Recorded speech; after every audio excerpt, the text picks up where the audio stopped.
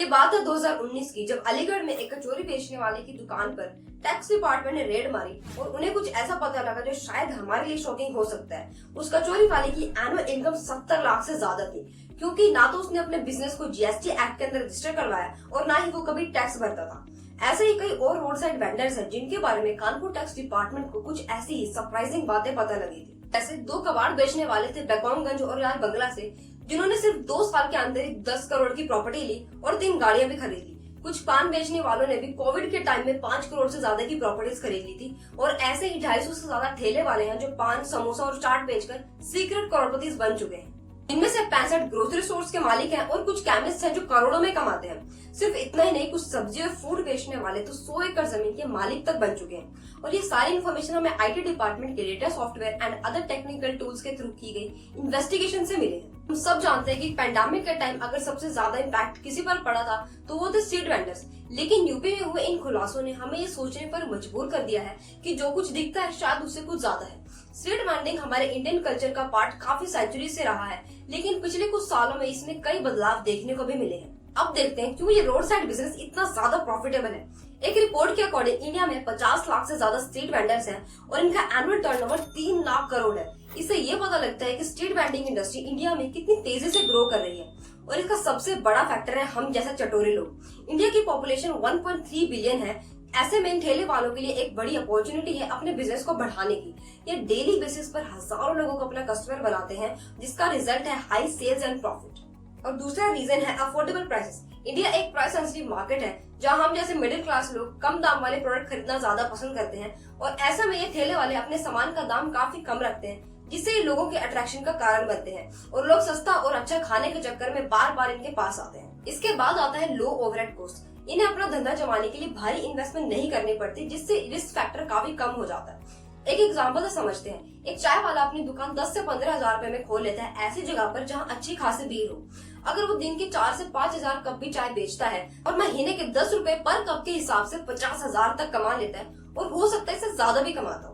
और अगला है इनकी एंटरप्रेन्योरियल स्पिरिट, या यूं कहें आजकल स्टार्टअप करने का ट्रेंड इनकी सक्सेस में एक इम्पोर्टेंट रोल प्ले करता है। बहुत सारे वेंडर्स अपनी स्किल्स और एक्सपर्टीज को बिजनेस में कन्वर्ट कर लेते हैं, जो उन्हें अपने प्रोडक्ट्स और सर्विसेज लोगों की डिमांड पर बेचने के लिए मजबूर कर देते हैं। चाहे वो मजेदार स्ट्रीट फूड हो, ट्रेंडी फैशन एक्सेसरीज या हैंडीक्राफ्ट्स, जिनमें इन वेंडर्स की क्रिएटिविटी का तड़का लगा होता है। और लास्ट है इंडियन गवर्नमेंट का सपोर्ट, जिस इंडस्ट्री की ग्रोथ में अपना कंट्रीब्यूशन देता है। कुछ एक्ट्स पास किए गए हैं जिनमें इन वेंडर्स पर किसी भी तरह का हैरेसमेंट ना हो और ये अपना काम सेफली कर पाए, इस बात का भी ध्यान रखा जाता है। क्योंकि स्ट्रीट वेंडर्स इंडियन इकोनॉमी में एक सिग्निफिकेंट रोल प्ले करते हैं। स्ट्रीट वेंडिंग का सबसे बड़ा कंट्रीब्यूशन है एम्प्लॉयमेंट। इस काम की वजह से लाखों लोगों को एम्प्लॉयमेंट मिला है, जो अपनी रोजी रोटी कमा पा रहे हैं। अकॉर्डिंग टू एस्टिमेट्स, इंडिया में 4 करोड़ से ज्यादा लोगों को स्ट्रीट वेंडिंग ने एम्प्लॉयमेंट दिया है। इसमें सिर्फ वेंडर्स ही इंक्लूडेड नहीं है, बल्कि सप्लाई चेन भी इन्वॉल्व है, जैसे small scale manufacturers, distributors and transporters. ये एक पूरा नेटवर्क है एम्प्लॉयमेंट का, जो लोकल इकोनॉमी पर मल्टीप्लायर इफेक्ट डालता है। जो भी स्ट्रीट वेंडर रेवेन्यू जनरेट करते हैं वो इंडिया की जीडीपी में कंट्रीब्यूट होता है। जैसा कि हमने पहले भी बताया था, स्ट्रीट वेंडिंग से अराउंड 3 लाख करोड़ का टर्नओवर जनरेट होता है, जो ओवरऑल जीडीपी ग्रोथ को सपोर्ट करता है।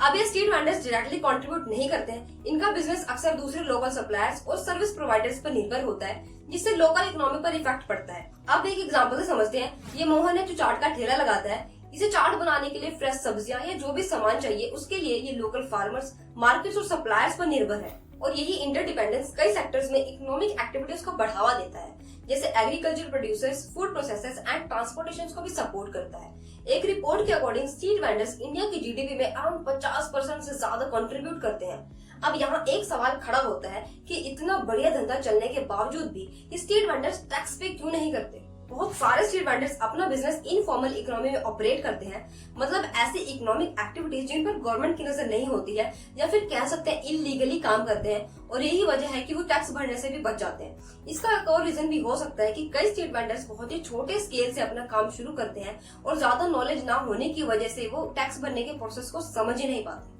लेकिन कुछ वेंडर्स जानबूझकर भी टैक्स नहीं भरते। वो प्रॉपर डॉक्यूमेंटेशन एंड रिकॉर्ड अपने पास नहीं रखते, जो टैक्स रिपोर्टिंग के लिए जरूरी होता है। कुछ ठेले वाले तो सारा धंधा कैश में करते हैं। इसी रीजन की वजह से टैक्स अथॉरिटीज को इन्हें पकड़ने में काफी मुश्किल होती है। एक रिपोर्ट में ये पता लगा था कि मुंबई में 2.5 लाख वेंडर्स हैं, जिनमें से लाइसेंस सिर्फ 15,000 लोगों के पास है, यानी 10% से भी कम लोगों के पास रजिस्टर्ड शॉप है। और जिनके पास नहीं है वो कभी भी कहीं भी अपने ठेले उठा लेते हैं या सिर पर टोकरी लेकर चल पड़ते हैं और ज्यादा फायदे वाली जगह पर अपना सामान बेचने लगते हैं। और अगर कभी कोई पुलिस वाला आ भी जाए तो उसे हफ्ता गिरा देते हैं। इस बात को नजरअंदाज नहीं किया जा सकता कि ठेले वाले अपना धंधा इलीगली करते हैं, जबकि गवर्नमेंट ने इनके लिए लाइसेंसिंग और स्ट्रीट वेंडर एक्ट भी लागू किए हैं। फिर भी ये टैक्स भरने और लाइसेंसिंग करने के बजाय म्युनिसिपल कॉर्पोरेशन को फाइन भरना ज्यादा ठीक समझते हैं। इसलिए चैलेंजेस और कंपटीशन होने के बावजूद भी क्यों ये स्ट्रीट वेंडिंग का धंधा इंडिया में बढ़ता ही जा रहा है। ये ठेले वाले हमें हर गली, हर नुक्कड़, हर चौराहे पर दिख ही जाते हैं। लेकिन ऐसे 4 रीजन है कि इंडिया में ये काम इतना ज्यादा कॉमन हो गया है। पहला रीजन है पॉवर्टी रेट। इंडिया में इतनी गरीबी है कि पॉपुलेशन का 18% गरीबी में जी रहा है। अब अगर इतनी बड़ी रेशो गरीब है तो जाहिर सी बात है कि लोगों के पास 2 वक्त का खाना भी मुश्किल ही होता होगा। तो ऐसे में लोग वो काम करना ज्यादा पसंद करते हैं जिसमें इन्वेस्टमेंट कम हो और प्रॉफिट ज्यादा।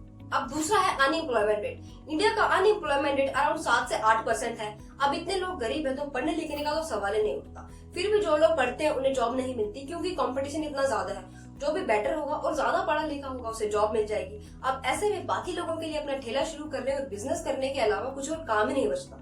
और लास्ट है middle class population and government initiative. India के 31% पॉपुलेशन मिडिल क्लास को बिलोंग करता है और मिडिल क्लास यानी लिमिटेड कमाई में ज्यादा खर्चे। और यही रीजन है कि इन रोड साइड वेंडर्स का धंधा बढ़ता ही जा रहा है। और गवर्नमेंट्स के कई इनिशिएटिव्स एंड स्कीम्स भी स्ट्रीट वेंडर्स के बिजनेसेस को बढ़ावा देते हैं। वैसे कोई और रीजन जो आपको लगता है कि स्ट्रीट वेंडिंग को बढ़ावा दे रहा है तो आप कमेंट करके बता सकते हो। अगर आज की वीडियो वैल्यूएबल लगी तो लाइक करो और ज्यादा से ज्यादा लोगों को शेयर करो और चैनल को सब्सक्राइब जरूर कर लेना ऐसे इंटरेस्टिंग वीडियोस के लिए।